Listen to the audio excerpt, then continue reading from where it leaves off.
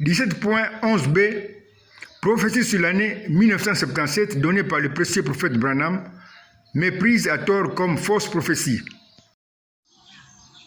Voici un conseil.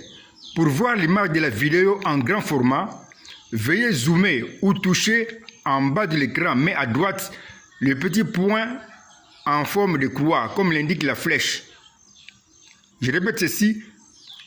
Pour voir l'image de la vidéo en grand format, veuillez zoomer ou toucher en bas de l'écran, mais à droite, le petit point en forme de croix indiqué par la flèche. Bien sûr, tout dépend aussi de la marque du portable. Nous avons parlé dans la vidéo précédente de 10 lépreux guéris, dont un est revenu à Christ et 9 ont rejoint le sacrificateur.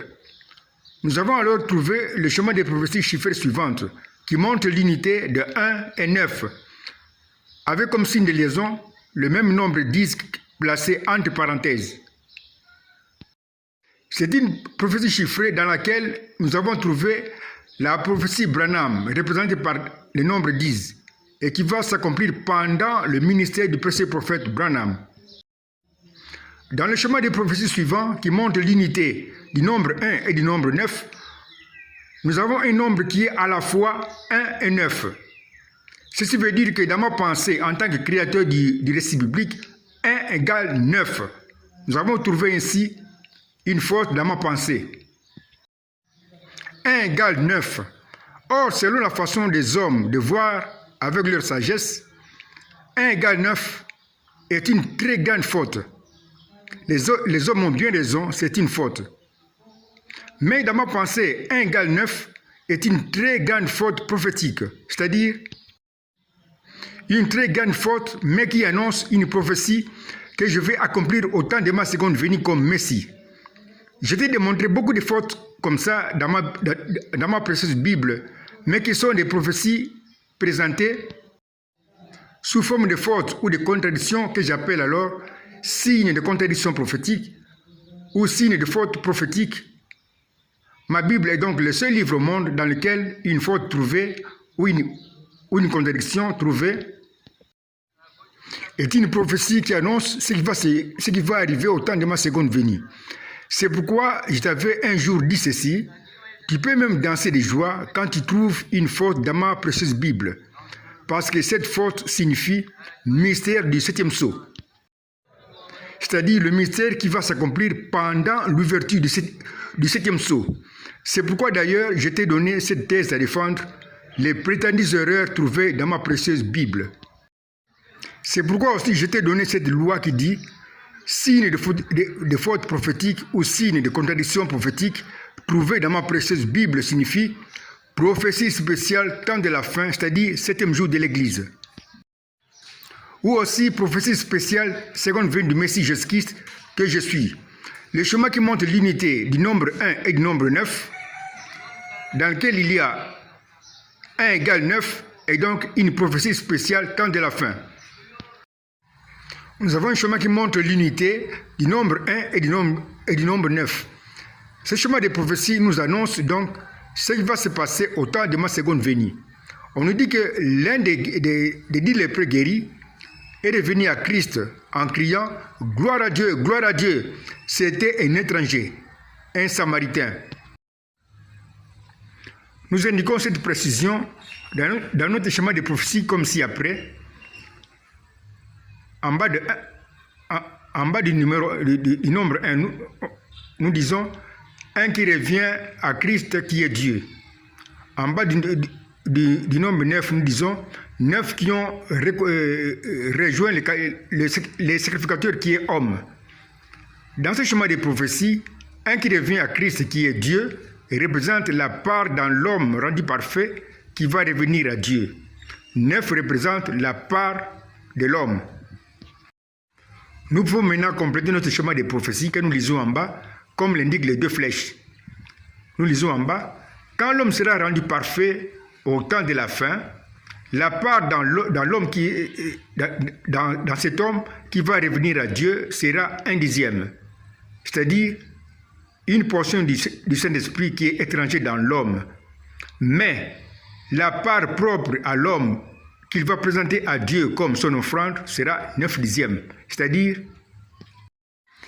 que l'homme qui sera rendu parfait sera un sacrificateur qui va tout offrir à Dieu.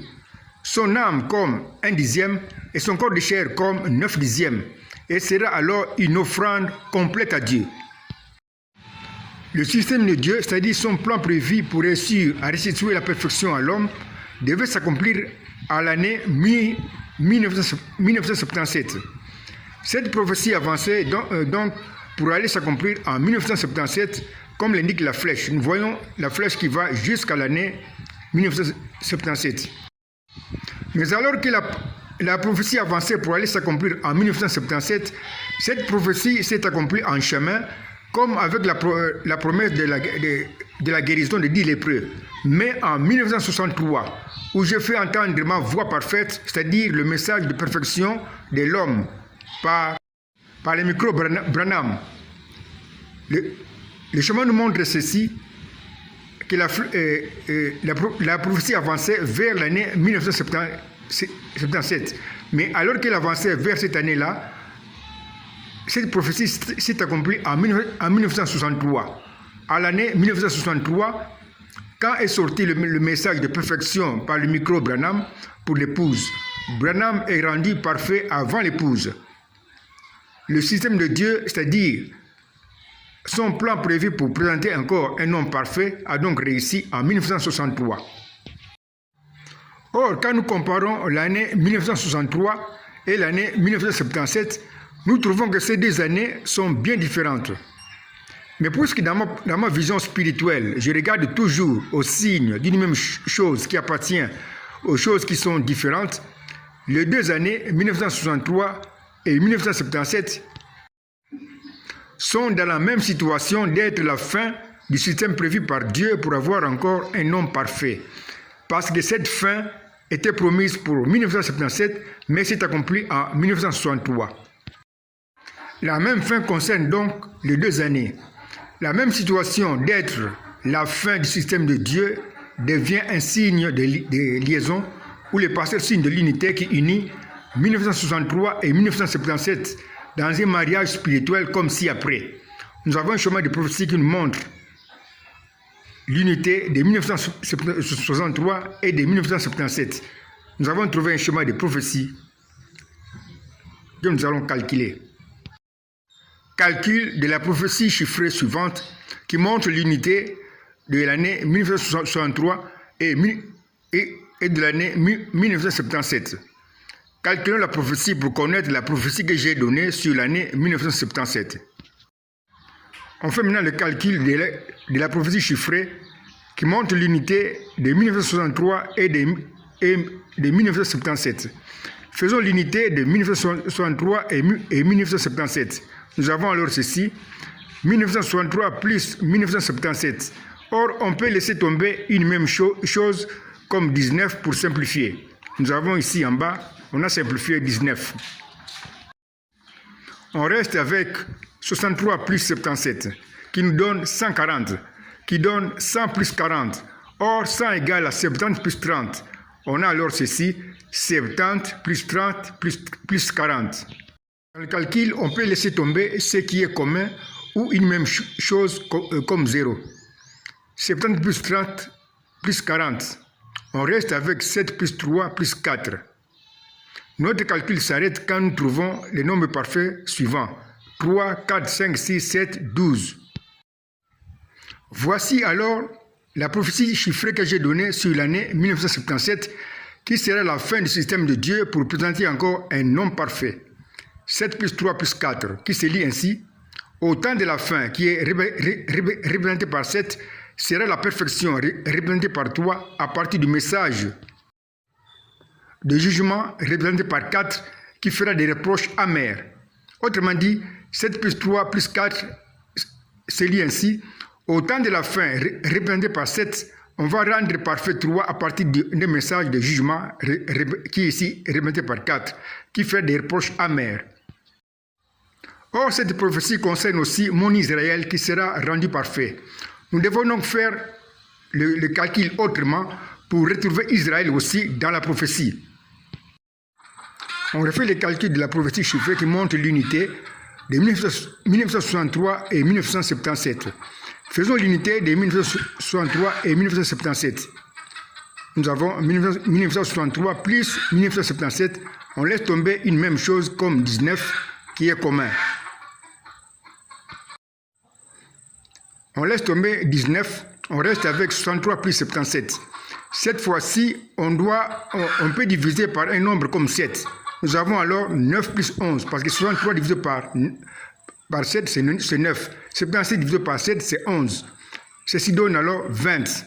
9 plus 11, c'est 20, qui donne 10 plus 10. Or, 10 plus 10 donne 7 plus 3, plus 6 plus 4. Or, 20 égale aussi à 8 plus 12. Nous avons alors ceci, 8 plus 12. Or, 8 égale 5 plus 3. Nous avons alors 5 plus 3, entre parenthèses, plus 12.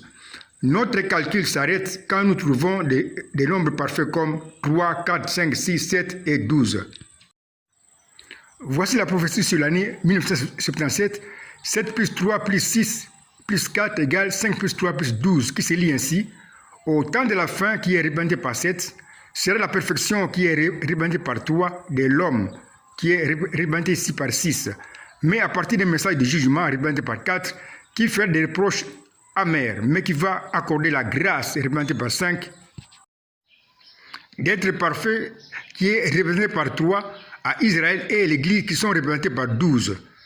Parce que Israël, qui a commencé avec 12 tribus, et l'Église qui a commencé avec 12 apôtres, ont le même nombre 12. Il est 5h09 du matin, on va continuer plus tard, pour démontrer alors que Paul, sans le savoir, a donné la même prophétie chiffrée sur l'année 1977, mais avec beaucoup de précision. Gardons à l'esprit la prophétie sur l'année 1977 donnée par le précieux prophète Branham, qui est sous forme de nombres parfaits. 7 plus 3 plus 6 plus 4 égale 5 plus 3 plus 12. Alors, ciao mon chéri 4 bâtonnets. Merci grand Logos pour ta précieuse conduite. Ciao mon chéri. Ok, ciao. Note de l'écrivain Sadi 4 bâtonnets. La même prophétie chiffrée suivante qui montre l'unité du nombre 1 et du nombre 9 nous a présenté la prophétie Branham, représentée par 10, qui donne 7 plus 3 égale 6 plus 4 égale 5 plus 5. Cette prophétie Branham annonce le mystère de Dieu d'Apocalypse 10, 1 à 7, qui va s'accomplir pendant le ministère du 7e messager Branham. Cette prophétie annonce donc le ministère du Fils de l'homme, qui est aussi représenté par 10, et dans lequel ministère il y a l'expiation pour l'épouse ou les grands pardons, représenté par 5 plus 5. Cette prophétie annonce alors la création des hommes parfaits au temps de la fin, par la voix haute ou élevée, c'est-à-dire céleste, des grondements de cette tonnerre du Fils de l'homme, mais qui sera la voix simple du précieux prophète Branham, qui n'est pas Dieu. Il faut lire 3 fois cette prophétie Branham pour voir la pensée complète de l'auteur de la Bible. Une remarque, je ne dis jamais ciao au Seigneur, sauf si lui-même commence par me dire ciao, comme signe de notre unité. À suivre dans la prochaine vidéo, 17.11c, prochaine prophétie sur l'année 1977, mais donnée aussi par Paul sans le savoir.